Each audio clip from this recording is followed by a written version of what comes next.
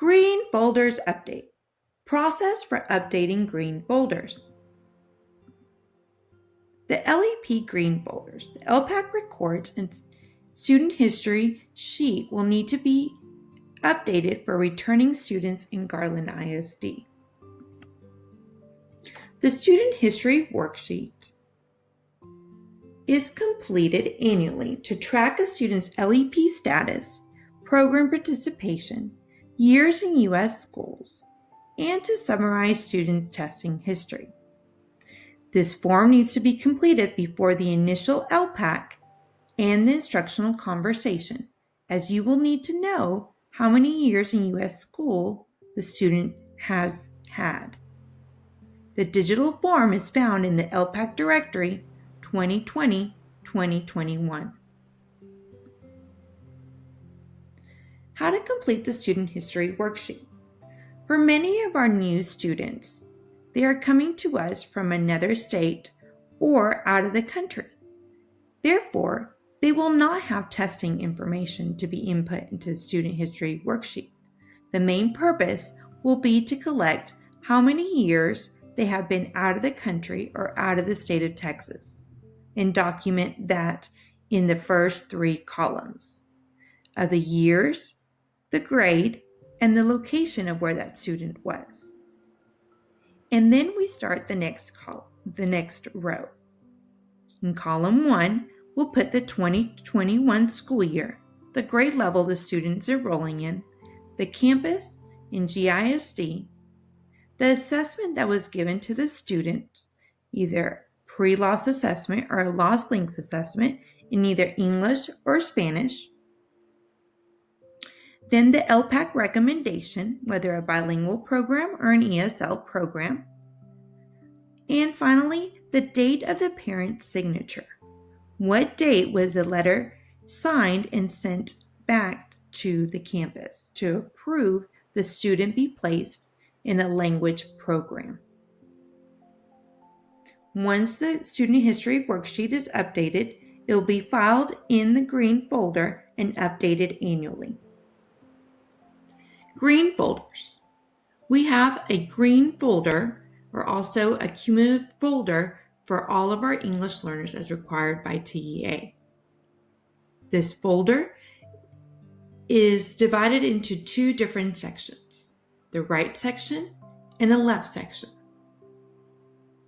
Let's explore more about the right side of the green folder.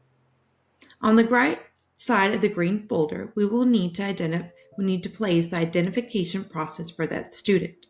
The original home language survey, oral language proficiency tests like pre-loss, loss links, IPT, Spanish oral language proficiency test for those students that have Spanish as their home language, any other testing that has been given for language such as ITBS or ITED coming from another school district, and the LPAC initial classification form. So that is the LPAC recommendation for the student program.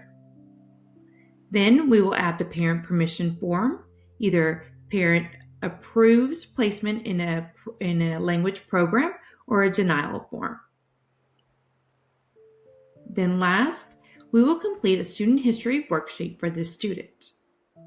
We will talk more into depth about what the student history worksheet looks like in just a moment.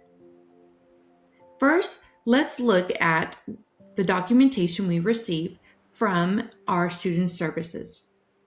It's called an Enrollment Center Placement Form. The purpose of this form is to summarize the Enrollment Center student data to recommend placement for a student. It has the student information, Enrollment Center placement in this program. The Services Center recommends based on the student's home language survey and student testing data. Third, testing data that identifies the student as an English learner.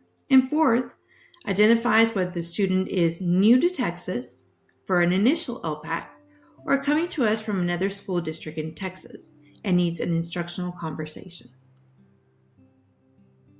If the student is coming to us from another school district in Texas, you will also receive an Enrollment Center intake interview.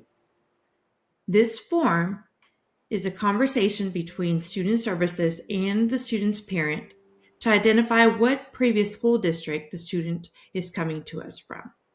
This is given to the data clerks on every campus to request this information from a previous school district and gather the required documentation for the student to be placed in the appropriate language program in Garland ISD.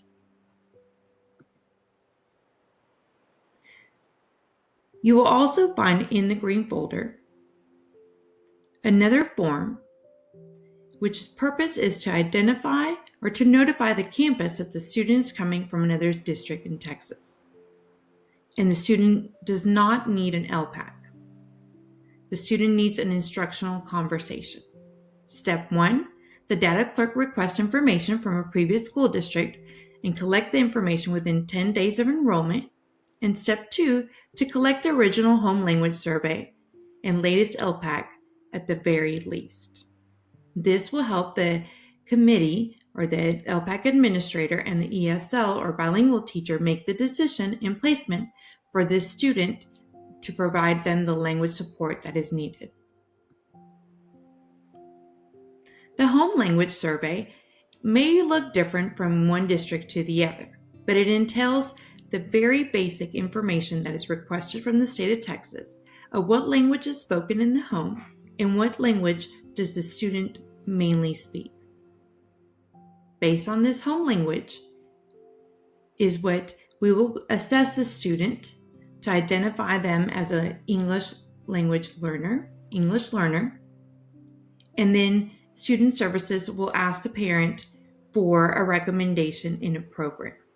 The LPAC is the only committee that can make the final decision of a program placement after they've reviewed the student's data and the programs that the district has in Garland. The next one is a parent denial. Once a parent is given the recommendation of a language program, then the parent has the option to either approve the program placement or deny the services. Testing results. The purpose of this form is for the campus to see students' testing information. This information needs to be filed away in the green folder to document what the students' scores were for their identification of becoming an English learner. From here, we move on to the left side of the green folder. On the left side of the green folder is where we'll keep student testing and update LPAC documentation. If student has been in Garland ISD, Elevation will hold this information for the student.